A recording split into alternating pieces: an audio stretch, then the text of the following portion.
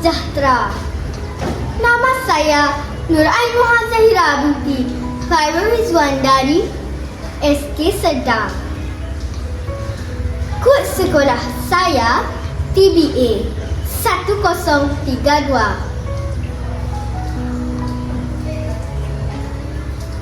Pada kali ini, saya tertarik untuk mengupas sebuah novel yang bertajuk Sweet Ana Solehah, karya Saadiah Taib.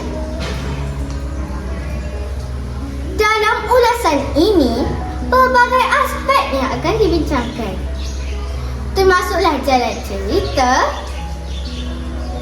watak dan nilai-nilai bunyi yang terkandung dalam novel tersebut. Diharapkan ulasan ini dapat memberi kefahaman yang lebih jelas kepada pembaca tentang isi dan mesej yang hendak disampaikan oleh penulis.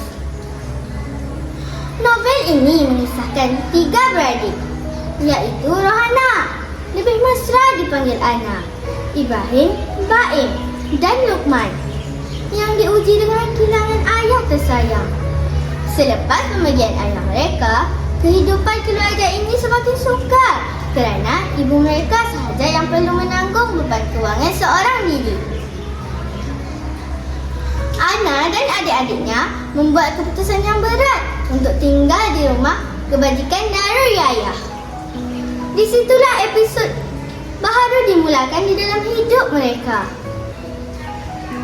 Ana sebagai kakak sulung memainkan peranan yang penting dalam hidup adik-beradiknya. Dia seorang yang sabar, tenang dan tidak berputus asa. Novel ini juga menggunakan gaya penulisan yang ringan dan mudah difahami.